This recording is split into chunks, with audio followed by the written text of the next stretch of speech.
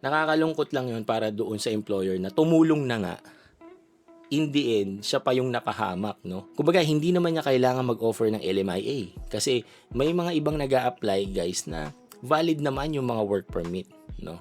Pinili lang talaga siya para din of course, kahit papaano makatulong siya sa ibang tao na nangangailangan ng work permit.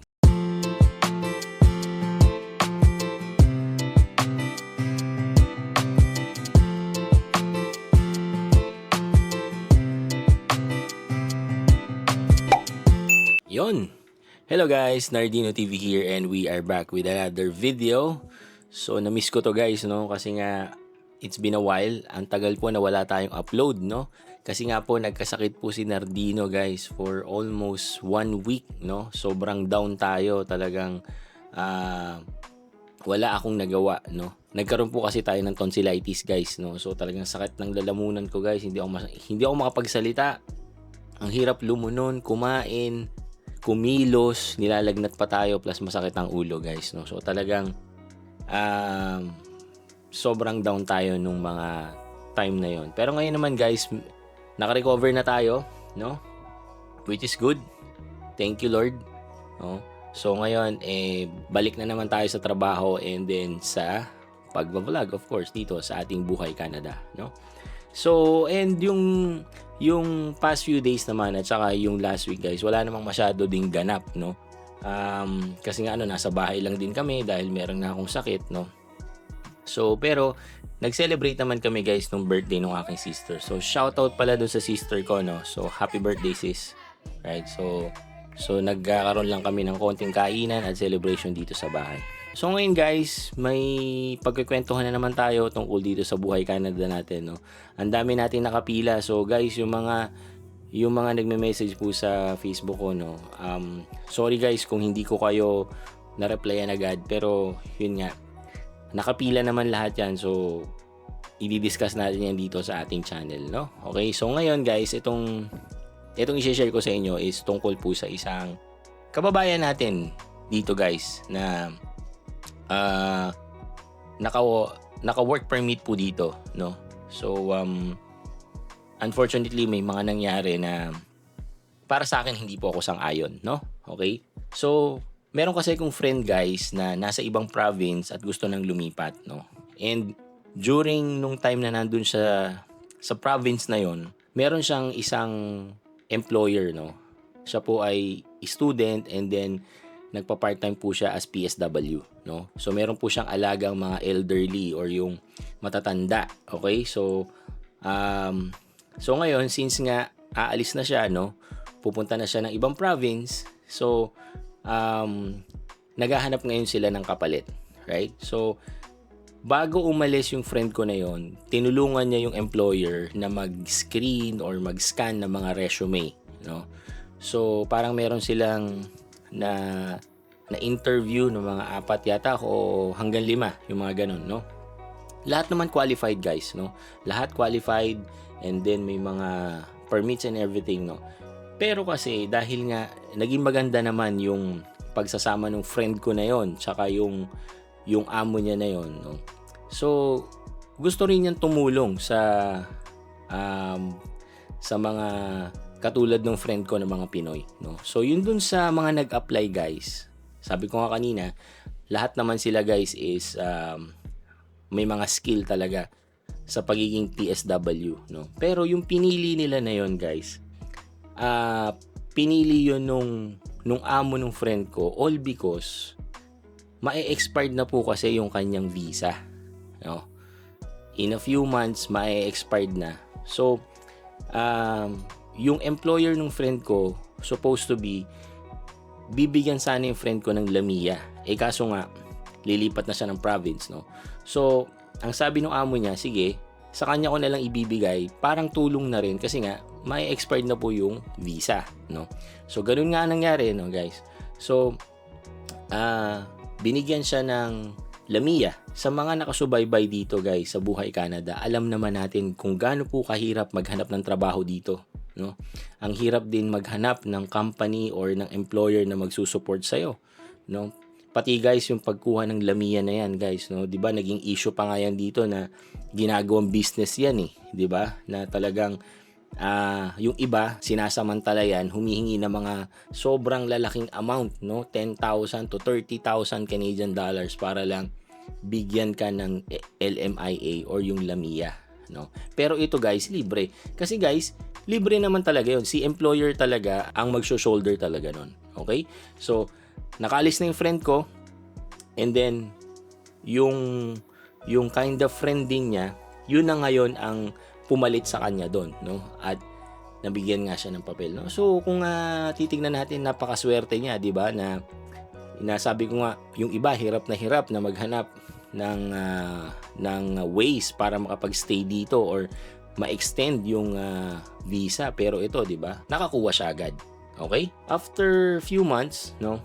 So syempre meron din naman silang circle of friends. Syempre nakakakuha sila ng mga updates. Kung ba nagkikwentuhan sila doon, no? So itong ni-refer nung friend ko rin or yung tinulungan nga is nagpaalam daw sa amo guys na uuwi na ng Pilipinas kasi parang may nangyari sa family. Sabi nung amo niya, di sige, wala naman tayo na magagawa dyan kasi nga it's about family, no? Pero kasi hindi ko alam kung ano yung mga nakapaloob doon kasi guys, meron kang kontrata, no, na kailangan mong tapusin, pero hindi ko na alam guys kung ano nangyari doon. Pero ang thing doon, sabi nung circle of friends nila, hindi naman daw talaga umuwi ng Pilipinas, no? At wala naman daw talagang nangyaring ganun, 'di ba? So gusto lang yata talagang umalis doon sa employer. Parang gano'n. Siguro hindi niya nagustuhan yung work, pero kasi yung friend ko na nanggaling doon sa trabaho na yon guys is okay naman daw yung amo niya na yon, no? Na sabi nga, hindi naman ako doon na tatagal kung hindi naman sila maayos makitungo sa akin. Ganun nga nangyari, no? Pero kasi since kung hindi siya tumuloy ng Pilipinas at umalis siya doon sa amo niya, of course, mawawalan siya ng status. Kasi nga, mawawala yung LMIA niya eh. 'Di ba? So, ang ginawa nito ni Kabayan, no? Lumapit siya sa isang consultant, no? At hindi ko na alam kung anong naging kwentuhan nila doon, right? Ang naging resulta or ang ginawa nung consultant guys is pinag-file siya ng vulnerable work permit. Ano ba guys yung vulnerable work permit? Yan guys is pag yung meron kang na-experience na abuse sa iyong employer or yung sa company kung saan ka nagtatrabaho, pwede kang mag-file niyan. At dahil nga nakaka-experience ka ng ganyan, bibigyan ka ni Canada ngayon ng panibagong permit, no? It's an open work permit para makahanap ka ng panibagong amo mo or panibagong company, right? So ganun ang nangyari. Di syempre, no, ako guys, I am just observing and I'm just commenting doon sa kwento rin ng friend ko, no? Pero hindi ko alam kung ano yung totality ng nangyari. But judging on kung ano yung mga nangyari, yung nagsinungaling siya na merong nangyari sa Pilipinas, hindi naman pala umuwi, di ba? So tapos ang reklamo niya kasi guys is wala daw yung mga ibang pinapagawa doon sa kontrata, no? Sabi naman nung friend ko na pagkatapos mag-alaga doon sa mga matatanda, may mga konting mga utos, no? Siguro kumbaga hindi naman daw ganun kabibigat, 'di ba? Pero kasi ako guys, no, para sa akin lang naman, 'di ba? So kung let's say tinulungan ka nga na ma-extend, 'di ba? Binigyan ka ng opportunity for LMIA, no? Ako guys, willing ako kahit na mag-extend ako ng konti para lang yung parang pagtanaw mo na lang din ang utang na loob dun sa tao na nagbigay sa iyo ng opportunity para makapag-extend ka dito. Parang ganun lang, 'di ba? Sa akin, kung hindi naman sobra-sobra yung hinihingi, that is totally fine, no?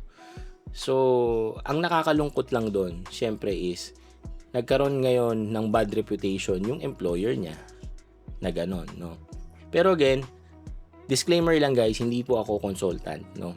Hindi po ako maalam sa mga ganyan or yun dun sa mga policy and rules ng vulnerable work permit, no? Pero kasi naniniwala pa rin ako na syempre kapag nag-file ka niyan, hindi naman magde-decide si IRCC based lang sa sinabi mo, 'di ba? For sure 'yan, hihingin din ng IRCC yung side nung employer mo. Syempre kapag nalaman na ikaw ay nagsinungaling or hindi ka nagsabi ng totoo sa mga nangyari na 'yan, 'di ba? Nangyari diyan sa trabaho mo, baka 'yan mag-backfire sa iyo, 'di ba? Baka mas lalo ka pang mapahamak.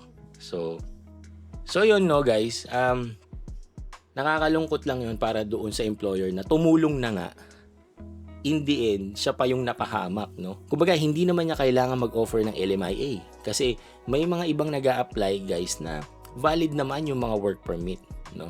Pinili lang talaga siya para din, of course, kahit papano, makatulong siya sa ibang tao na nangangailangan ng work permit. Yun yung nakakalungkot doon, no, guys? Na minsan, ikaw na yung tumulong, in the end, ikaw pa yung mapapahamak, di ba? Sana, guys, sa atin, sa mga nakaka-encounter or merong the same scenario, no, mahalin natin yung ating trabaho, no, na wag tayo magsasamantala ng mga tao na katulad na ganyan. And kung sakali man, guys,